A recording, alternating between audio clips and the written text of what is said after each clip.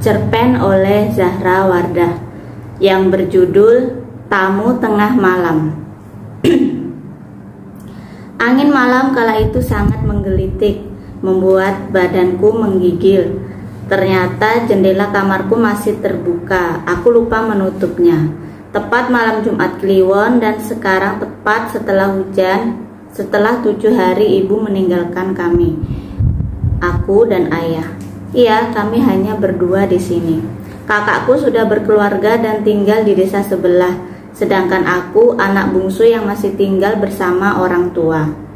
Seperti biasanya aku terbangun, jarum jam pendek di dinding kamar menuju angka 3. Seperti hari-hari sebelumnya, aku berniat ke kamar mandi untuk mengambil wudhu. Setelah kepergian ibu, aku memang sering sholat malam, lalu mendoakan almarhumah di sepertiga malam itu. Namun, belum sampai aku bangkit dari ranjang, suara ayah masuk ke pendengaranku. Tak terlalu jelas apa yang sedang diomongkan beliau. Tak sampai 5 menit, terdengar suara derit pintu depan dibuka kemudian ditutup. Sejenak setelah mendengar suara pintu tertutup, derap langkah ayah pun mulai terdengar. Langkah itu menuju kamar beliau. Sebenarnya aku penasaran siapa yang datang dini hari begini. Akan tetapi aku membiarkan pertanyaan itu berkelindan di kepala hingga esok hari. Tak mungkin aku membesarkan egoku dengan mengusik ayah yang hendak istirahat di kamarnya. Tidak sopan. Aku melanjutkan niatku tadi yang sempat terjeda. Langkahku menuju kamar mandi melewati kamar ayah. Pintunya tak tertutup rapat. Aku menoleh dan menajamkan penglihatan ke dalam sana.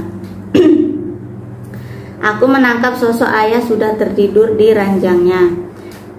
Pagi menyapaku dengan suasana yang segar setelah sendu meliputi kami karena kepergian ibu. Ayah pun pagi ini bersemangat sekali. Buktinya setelah menyesap habis kopinya, beliau bergegas mengambil cangkul lantas menuju sawah. Sampai-sampai aku hendak bertanya tentang siapa yang bertamu dini hari tadi pun tak sempat. Aku sendiri sedang bersiap-siap berangkat sekolah. Rambut yang menjuntai-juntai panjang aku kepang sendiri. Andai kata ibu masih ada, pasti beliau yang membantuku mengepang. Kata ibu supaya tak mengganggu saat aku belajar nanti di sekolah. Kali ini aku harus bisa mandiri tanpa ibu. Lirihku dalam hati.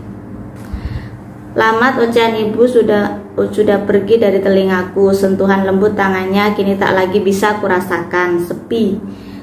Jam terasa lambat bekerja. Sepertinya sudah sejak tadi aku duduk di sisi ranjang ini. Namun jam masih saja di angka 7. Aku menuju dapur untuk menggoreng telur ayam yang tersisa di sana untuk sarapan terlebih dahulu. Samar-samar terdengar suara seseorang mengucap salam dari luar rumah. Kemudian derap langkahnya jelas mendekatiku. Aisyah, kamu belum berangkat, Dok? Tanya lelaki cinta pertamaku itu. Belum ya, ayah, kenapa pulang lagi? Ayah lupa bawa air minum. Ya sudah, nanti hati sekolahnya ya. Beliau mengambil 1 botol air putih yang telah tersedia di meja makan. Aku mengamati sejenak tubuh kurus dan tinggi lelaki yang kusebut ayah itu. Tubuh dengan usia yang sudah mulai lanjut itu kian ringkih. Aku berjanji setelah lulus SD nanti aku akan bekerja keras supaya ayah tak perlu bekerja di sawah milik orang lain. Ayah memang punya sawah tetapi hanya sepetak. Jadi untuk menyekolahkanku, beliau bekerja di sawah orang lain juga supaya mendapat pemasukan lebih. Ya, dari malam siapa yang bertamu? Tanyaku cepat setelah menyadari ayah hendak pergi kembali ke sawah. Ayah, ayah pergi dulu, nanti jangan lupa rumahnya dikunci. Beliau berlalu selesai mengucapkan salam, sedangkan aku masih terpaku di posisi semula tanpa mendapat jawaban dari ayah. Beliau memang pendengarannya sudah turun. Terbukti banyak tetangga yang menganggap beliau sombong akibat tak menjawab sapaan mereka. Aku dengar sendiri gerutu para tetangga itu ketika tak sengaja lewat di salah satu rumah tetangga untuk pergi ke sekolah. Sedih sih. Memikirkan hal itu aku menjadi penasaran. Kenapa saat malam hari ayah bisa mendengar kalau ada tamu yang datang, sedangkan kamarku yang terdekat dengan ruang tamu saja tak mendengar ada suara ketukan pintu kala itu. Sudahlah, sepertinya kalau aku hanya melamun di sini akan terlambat sekolah. Kemudian aku bergegas menuju sekolah setelah sarapan telur ceplok yang barusan aku masak. Malam ini ayah membuatkan nasi goreng untuk makan malam kami berdua. Beliau termasuk orang yang tak banyak bicara. Makan malam kami hening kecuali suara sendok yang beradu dengan piring di depan kami. Ya, tadi malam ada tamu. Siapa? Sepertinya sudah 2 malam ada tamu dini hari. Aku mulai membuka percakapan. Tamu siapa, Dok? Enggak ada dini hari orang bertamu.